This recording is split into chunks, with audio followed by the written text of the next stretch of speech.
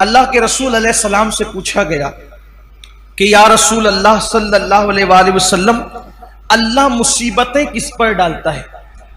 اللہ تکلیفیں کس پر ڈالتا ہے؟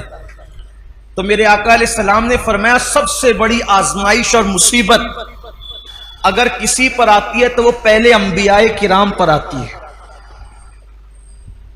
انبیاء سے بڑھ کر کوئی مصیبت میں نہیں رہتا۔ ہم لوگ کسی پر مصیبت دیکھتے ہیں تو بولتے او یہ تو اس کو کیے کہ سزا مل رہی۔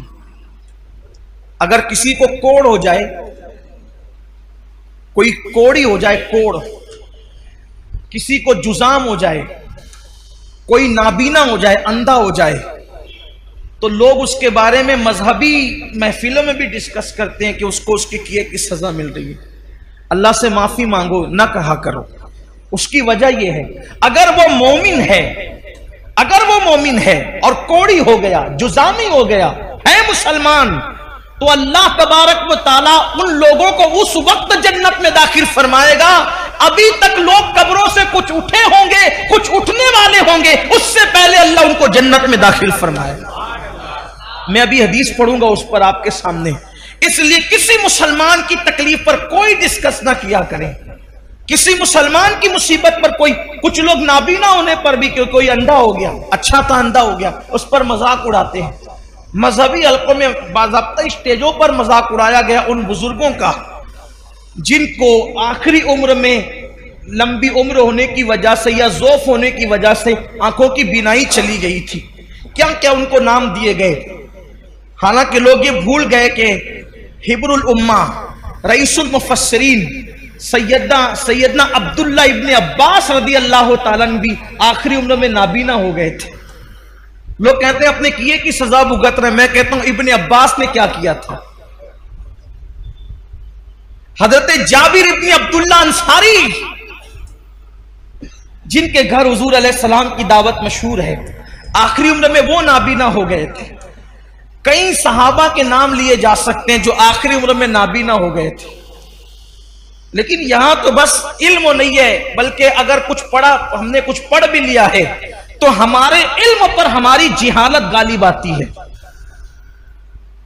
کسی بھی مسلمان اور مومن کو تکلیف میں دیکھو، ہم نے کوئی اس پر ڈسکس نہیں کرنا، بس یہ دعا کرنا اللہ اس کی مشکل آسان کر دے اور ہمیں اس مصیبت سے بچا لے۔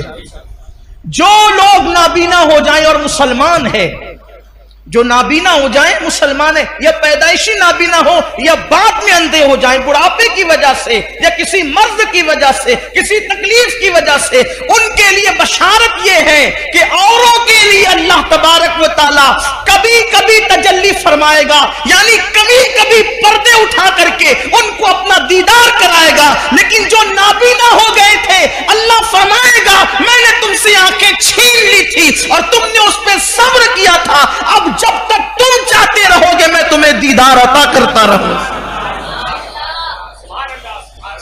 جب تک چاہتے رہو گے میں تمہیں دیدار عطا، مگر شرط یہ ہے کہ وہ صبر کریں۔ دیکھو مصیبت آئے تو صبر شرط ہے۔ جو مصیبت میں واویلا کرے ناکام ہے، مصیبت میں شکوہ کرے ناکام ہے، مصیبت میں شکایت کرے ناکام ہے، لیکن جو صبر کرے، صبر اصل چیز ہے۔ صبر، سارے انعامات اس وقت ملیں گے جب وہ صبر کرے۔ آقا علیہ السلام نے فرمایا سب سے زیادہ مصیبت نبیوں پر آتی ہے، پھر جو نبیوں سے قریب ہوتے ہیں ان پر آتی ہے، پھر جو ان سے قریب ہوتے ہیں ان پر آتی ہے۔ یعنی مصیبتیں ہیں کس کے لیے؟ بلکہ ایک حدیث پاک یہ بھی ہے، اللہ کے رسول علیہ السلام وضو کر رہے تھے، یہاں پر تھوڑا عشق رسول کا باب بھی کھلے گا، واہ ہوگا، عشق رسول کا باب بھی واہ ہوگا، اور ہم دیکھیں گے کہ ہم میں کون عاشق رسول ہیں۔ حضور علیہ السلام وضو فرما رہے تھے اور پانی حضور علیہ السلام کے وضو کا ڈھلان کی طرف بہ رہا تھا، وضو کا پانی ڈھلان کی طرف بہ رہا تھا۔ ایک صحابی تھے وہاں موجود، انہوں نے عرض کیا یا رسول اللہ صلی اللہ علیہ وآلہ وسلم، میں آپ سے عشق کرتا ہوں، محبت کرتا ہوں آپ سے۔ حضور نے فرمایا صلی اللہ علیہ وآلہ وسلم، کیا کہا تم نے؟ حضور میں آپ سے عشق کرتا ہوں۔ کریم آقا جس کے کان لال کرامت ہے، دور و نزدیک کے سننے والے وہ کان لعلے کرامت پہ لاکھوں سلام۔ حضور علیہ السلام نے تیسری بار پوچھا کیا کہا تم نے؟ حضور میں آپ سے عشق کرتا ہوں۔ آقا فرماتے ہیں تو اگر تو واقعی مجھ سے عشق کرتا ہے تو مصیبت اور آزمائشوں کے لیے تیار ہو جا، کیونکہ جو ہم سے عشق کرتا ہے اللہ اس پر مصیبتوں کے دروازے کھول دیتا ہے، اللہ اس پر تکلیفوں کے دروازے کھول دیتا ہے۔ ہم سے محبت کرنے والوں پر آزمائش اور مصیبتوں کے دروازے اتنی تیزی سے کھلتے ہیں اور مصیبتیں اس کے پاس اتنی تیزی سے بھاگ کر آتی ہے، جیسے یہ وضو کا پانی تیزی سے ڈھلان کی طرف گر رہا ہے ویسے مصیبتیں تیزی سے اس کے پاس آتی ہے۔ اب آپ مجھے بتائیں، جب ہم عاشق ہی بنے ہیں، جب ہم نے عشق کا دعویٰ ہی کیا ہے تو پھر ہم مصیبتوں سے گھبراتے کیوں ہیں؟ ہم بلاؤں سے گھبراتے کیوں ہیں؟ اس لیے کہ مصیبتیں تو عاشقوں کے لیے ہے، مصیبتیں تو محبوب سے محبت کرنے والوں کے لیے۔ آپ دیکھیں جس کو ہم مشکل کشا کہتے ہیں، پوری زندگی مشکل میں گزری، جس کو ابن مشکل کشا کہتے ہیں، اے دل بگیر دامن سلطان اولیاء یعنی حسین ابن علی جان اولیاء، پھر ان کی مصیبتیں دیکھ لیں، پھر سیدہ زینب پاک کی مصیبتیں دیکھ لیں، پھر جناب غازی عباس کی مصیبتیں دیکھ لیں، پھر اسی طریقے سے اونا محمد کی مصیبتیں دیکھ لیں، پھر سیدہ سکینہ کی مصیبتیں دیکھ لیں، اسی طریقے سے جو ہے اللہ اکبر سیدہ بی بی پاک سیدہ فاطمہ الزہرا کی ان کی خود کی مصیبتیں دیکھ لیں۔ ہمارے بزرگوں نے فرمایا 40 راتیں کسی پر ایسے گزر جائے، 40 راتیں کسی پر ایسے گزر جائے کہ اس پر کوئی مصیبت نہ آئے، وہ اپنے ایمان کی خیر منائے، وہ اپنے ایمان کا احتساب کرے 40 دن کے اندر۔ اب اس کو امام اہل سنت نے بہت خوبصورت انداز سے مزین کیا، فرمایا 40 راتوں میں تینوں میں سے کوئی ایک آنا چاہیے، علت، عین سے علت، قاف سے قلت، وال سے ذلت، علت قلت ذلت، 40 راتوں میں سے ایک مقام ایسا آنا چاہیے کوئی ایک رات میں، علت یا تو بیمار پڑ جائے، سر دردی ہو یا بخار آ جائے، کوئی بیماری ہو، پیر ہی دکھے، کانٹا ہی چبھے، کوئی نہ کوئی بیماری آ جائے۔ اگر بیماری نہ آئے، قلت، پیسے ختم ہو جائے، 40 راتوں میں کبھی کوئی ڈبہ بھی بچ جائے کہ ہم بھی خالی ہو گئے تو مشکل بھی آئے کہ یار کچھ لانا بھی ہے، جیب بھی خالی ہے، ذلت، کوئی ذلیل کرے۔ دیکھو اب یہاں اپنے ذوق کے مطابق بات کرنا چاہتا ہوں، کوئی عاشق ہو اور ذلیل نہ ہو، مجھے اس کے عشق میں شک ہے۔ کیوں؟ اس لیے کہ دیوانہ ہی تو ذلیل ہوتا ہے، دیوانہ ہی ذلیل ہوتا ہے، فرزانے تھوڑی ذلیل ہوتے ہیں۔ فرزانہ تو کپڑے سنبھال کے چلتا ہے، اس کی استری فرزانے کی سمجھانے کے لیے کہہ رہا ہوں، اس کی اتنی ٹائٹ رہتی استری کہ وہ جو استری نے استری کی ہے تو اس کے فن کو بھی لوگ حیرت سے دیکھتے ہیں۔